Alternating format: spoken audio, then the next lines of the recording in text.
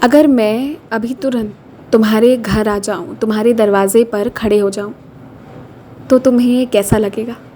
और तुम कैसे मेरा स्वागत सत्कार करोगे? क्या खिलाओगे मुझे? क्या तोहफ़ा दोगे? क्या भेंट दोगे मुझे? एक पल के लिए तो तुम्हारे मन में बहुत सी चीज़ें चल रही होंगी कि अगर मेरे साईं आए तो मैं उन्हें यहाँ बैठाऊँगा, ये खिलाऊँगा, वो पिलाऊँगा, फूल भी चढ़ाऊँगा, ये सब आया होगा। पर दूसरे ही पल तुम्हारे मन में ये भी ख्याल आया होगा कि देने के लिए मेरे पास सिवाय सच्ची श्रद्धा के, सच्ची भक्ति के कुछ है ही नहीं, तो मैं अपने साईं को भक्ति दूंगा। इन्हीं दोनों में से कुछ एक तुम देने का सोच रहे थे ना। तो जैसे ही जब भी कोई अतिथि तुम्हारे घर आए ना, तो इन दोनों में से कोई एक चीज़ तुम उन्हें ज़रूर सौंपना।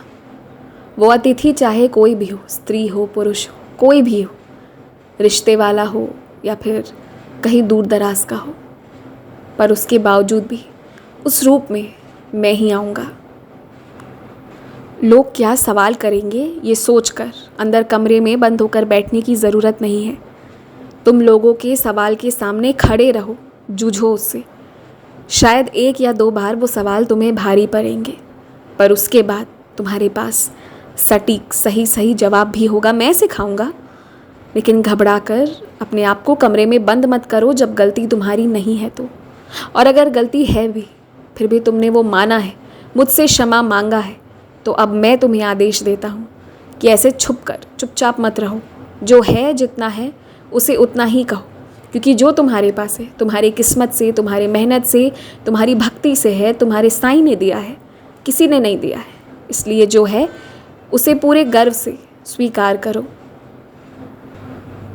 तुम्हारी रोज़गार में वृद्धि हुई या नहीं हुई, तुम्हें काम लगा या नहीं लगा, तुम्हारी शादी हुई या नहीं हुई, तुम्हारे घर पर सबके रिश्ते ठीक चल रहे हैं या नहीं, तुम्हारे आपस के रिश्ते अच्छे हैं या बुरे हैं, ऐसे ही सवाल आते हैं ना अक्सर।